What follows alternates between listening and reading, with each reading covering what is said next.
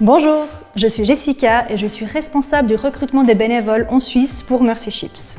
Nous avons préparé pour vous une série de vidéos pour vous présenter le parcours d'un bénévole.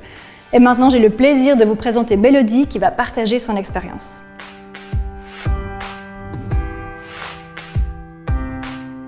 J'ai entendu parler de Mercy Ships la première fois au téléjournal et j'ai eu un énorme coup de cœur pour cette organisation. Donc je suis allée chercher un petit peu plus d'informations sur internet. Je suis devenue donatrice et ça faisait longtemps que je cherchais à travailler dans l'humanitaire. Et à force d'avoir écumé tous les sites internet des grands noms de l'humanitaire, justement, j'ai constaté que c'était quand même un réseau assez élitiste et qu'avec mon CFC d'employé de commerce, j'avais malheureusement pas accès à ces organisations-là, malgré mon envie. Et c'est ce qui a fait la différence pour Mercy Ships. Mercy Ships est ouvert à tout le monde et j'ai constaté en venant la première fois aux portes ouvertes que si on avait juste l'envie et le cœur, on pouvait venir aider. Et ça a aussi, bien entendu, passablement pesé dans ma décision de travailler avec cette organisation.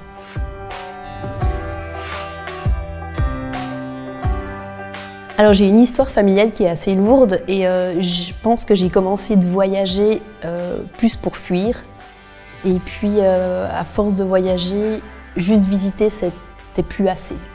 Et en 2008, j'ai eu la chance, à travers la mission catholique italienne du Locle, de pouvoir me rendre au Togo. Donc un premier contact avec l'Afrique, où en fait j'ai pu découvrir la culture, j'ai pu découvrir quelque part ce que c'était de se rendre utile. Et puis ça a tout changé. Ça a changé ma vision du voyage, ma vision de voir les choses. Et c'est ce qui m'a clairement donné envie de m'investir plus en tant que bénévole.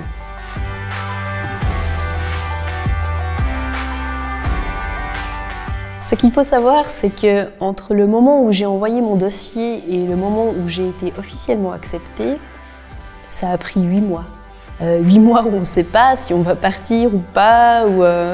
Personnellement, j'avais déjà tout mis en place comme si je partais.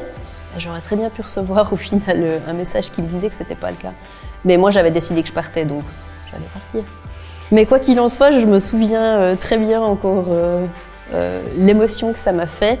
Et j'étais en train de rentrer chez moi, j'étais sur un trottoir et j'ai vu cet email que j'ai lu sur mon smartphone en marchant. Et là j'ai réalisé que le message me disait « Vous êtes accepté ». Je me suis arrêtée au milieu de la route et en fait, je me suis mise à pleurer. Voilà. Dans le prochain épisode, découvrez comment Mélodie s'est préparée pour son service à bord.